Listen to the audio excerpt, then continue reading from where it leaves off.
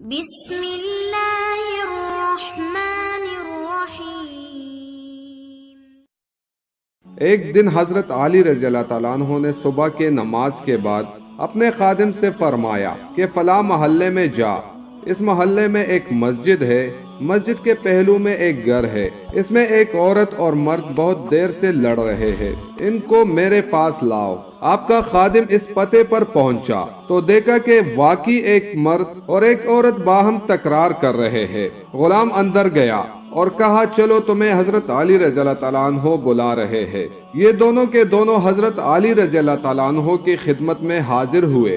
آپ نے فرمایا کہ آج ساری رات تمہیں لڑتے ہوئے گزری ہے۔ مرد نے عرض کیا حضور میں نے اس عورت سے نکاح کیا تھا، لیکن جس وقت یہ عورت میرے سامنے آئی مجھے اس سے سخت نفرت پیدا ہو گئی۔ اگر مجھے طاقت ہوتی تو اسی وقت اس کو نکال دیتا۔ اس عورت نے مجھے متنفر دیکھ کر مجھ سے لڑنا جھگڑنا شروع کر دیا۔ حضرت علی رضی اللہ تعالیٰ عنہ نے تمام حاضرین مجلس کو رخصت کر دیا اور عورت سے فرمایا کہ جو بات ہم تم سے پوچھیں گے سچ سچ جواب دینا۔ اے عورت تمہارا نام یہ ہے، تیرے باپ کا نام یہ ہے۔ عورت نے کہا ٹھیک ہے۔ فرمایا ایک رات تو اپنے گھر سے باہر نکلی تھی، تیرے چاچا زاد بھائی نے تجھے پکڑ لیا، تو اپنے چاچا زاد بھائی سے حاملہ ہوئی۔ مدت تک تو اور تیری ماں نے اس عمل کو مخفی رکھا۔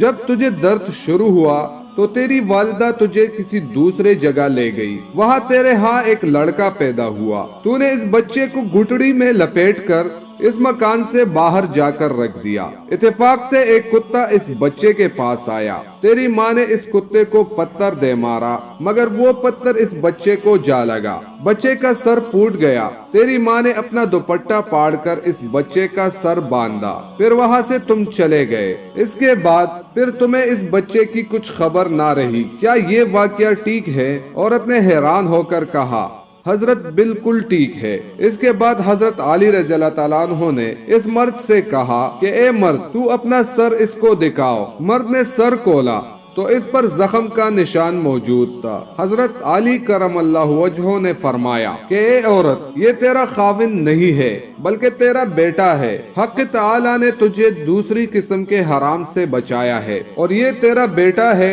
جا اپنے بیٹے کو لے جاؤ۔ حضور صلی اللہ علیہ وسلم کے صدقے میں آپ صلی اللہ علیہ وسلم کے غلاموں میں بھی علم اس قدر تھا کہ مدتوں پہلے کی چھپی ہوئی راز و بیت کی باتیں وہ جان جاتے تھے۔ پھر خود حضور صلی اللہ علیہ وسلم سے کوئی بات کیسے غیب رہ سکتی ہے؟